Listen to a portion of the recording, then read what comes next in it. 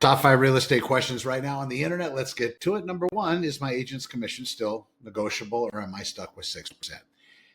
Usually there's 2 agents involved. In some states, that's a requirement. Some states, dual agency is illegal. So having the same agent represent you on the sale of your residence and also have that same agent representing the buyer coming in on your residence is illegal. State of California, where I happen to be located, it's legal. It's called dual agency, and it is okay in this particular state. Certain agents, like myself, I'm a seller's only agent. You can go to sellersonlyagent.com. I don't practice dual agency, do not represent buyers. For 21 years, I did. For the last 7 years, no.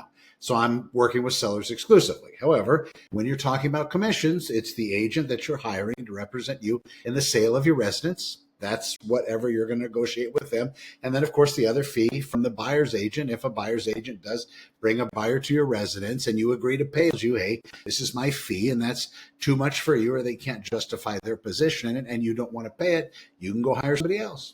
That's how it works. So absolutely 100%.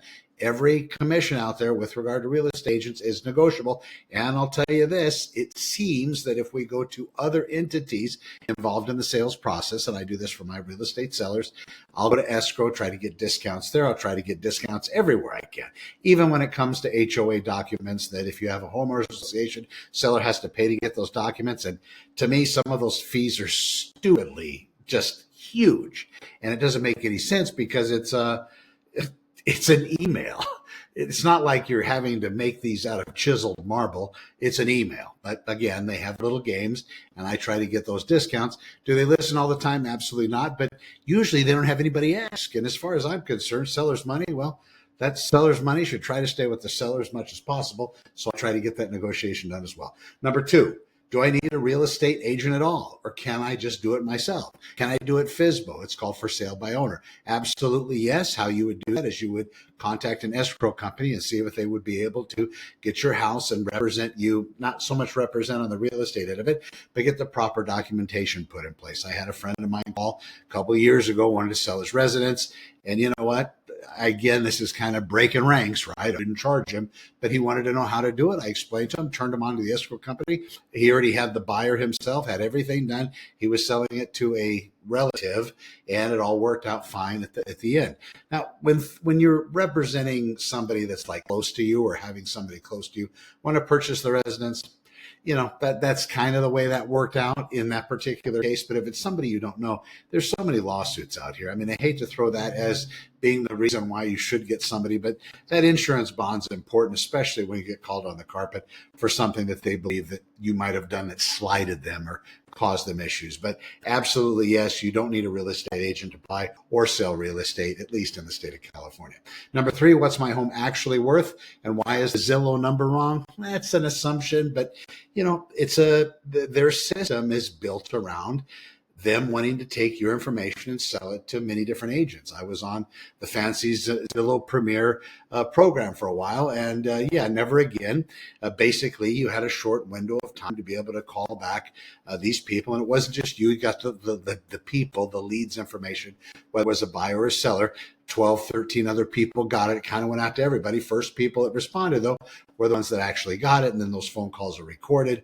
And there was just a lot of nonsense and nuance to that particular system. I'd rather get it more cleanly, not in that realm. But again, if you have a system, I'm not saying Zillow does this, but read between the lines. If you do have a business model that's built around you getting people's information and having them use those agents that are paying you for leads, having those agents upsell, you're going to find out that sometimes those numbers, the programs, they call them algorithms, but basically the manipulation or the program that's put in place to be able to establish value, it could be done in such a way that it elicits some kind of a favorable position for you to then kind of adjust to for these syndication companies. Reading between the lines, yeah, in some cases it could happen.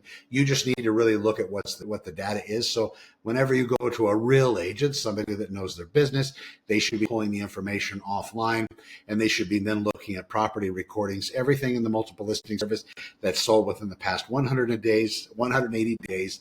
That's apples to apples comparison with yours.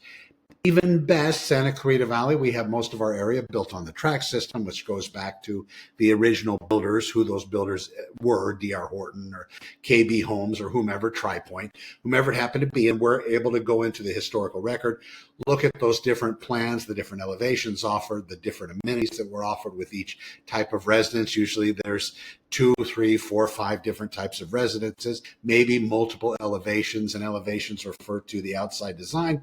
That being the case, we're able to go back in the historical record and we're able to look, okay, this is the Model 3, this is the Model 4. The Model 4 seems to sell higher at the Model 3, even though they're the same square footage, because one of them has a driveway you can park cars in, the other one dumps off into the street, and you get the gist. So what we do is then we look at the data, everything that's sold in the past 180 days.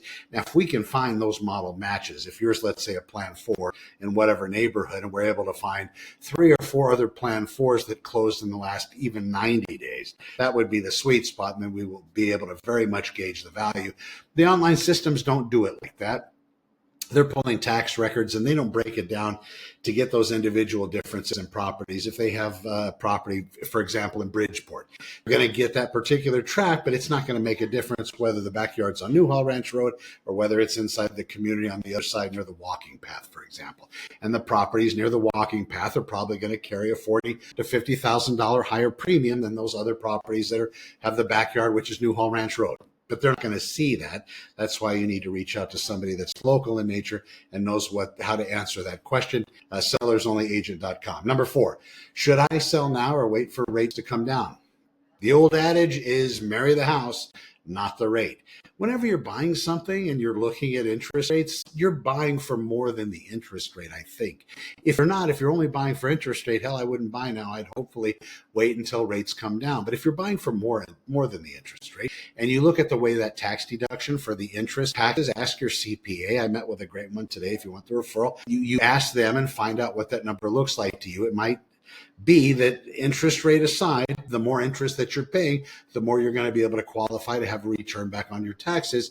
And maybe there's a bigger reason than to purchase real estate. Now, if properties come down and you haven't been paying that long on your mortgage, or if the interest rate break is so much more that you do a refinance, there are certain loans right now going in, and I talk to sellers about this when buyers are coming through, because we always look at every buyer's loan when they're coming to make offers on my seller's property.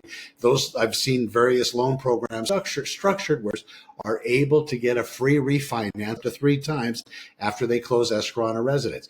When is it not worth it? Well, you got to look at the charges. See, you have to look at how much each of these refis cost. Now, if you're doing it within the 6 months, you've paid 6 months on your mortgage. When you do a refinance, your mortgage starts to get at 30 years. 6 months, it's too deep into it. But if you've been paying on your house for 5 years, now you're doing a refinance, you're going to start again at 30.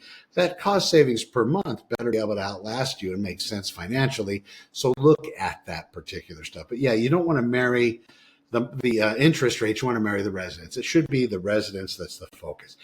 If you can't afford it because the interest rate's high and you're going to be strapped every single month and you're in a much more comfortable position now, there's a good argument that you should kind of sit tight and maybe rock it out and see what happens. But another rule of thumb is we don't know what the future's gonna entail. It could be that properties begin to get more expensive if interest rates come down. Devil's advocate, on the other side, if properties could become less expensive if interest rates don't come down. I do believe that if we do see an interest rate break, there are enough people out there that are waiting in the wings, not wanting to purchase right now until interest rates come down. That will thereby increase the competition on the real estate market, and it could become standing room only like we saw during COVID. Right now, though, that's not the case. It's taking longer and longer for properties to sell in Santa Clarita Valley. I have that data at scd123.com. How do I pick an agent who isn't going to screw me?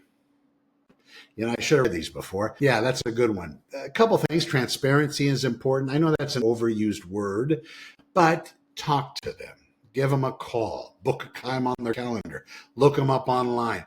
Reviews aside, reviews are great, and it's wonderful to have a whole bunch of reviews, but you talking to that person, I think, is valuable, and you finding out how much they listen. Are they just flapping their gums running off at the mouth, shooting off at the hip, and not actually asking you what you want, and then trying to direct you in the best way, giving you things to ask that you might not have thought of, giving you particular solutions to your issues, and even giving you issues that you didn't even know were issues.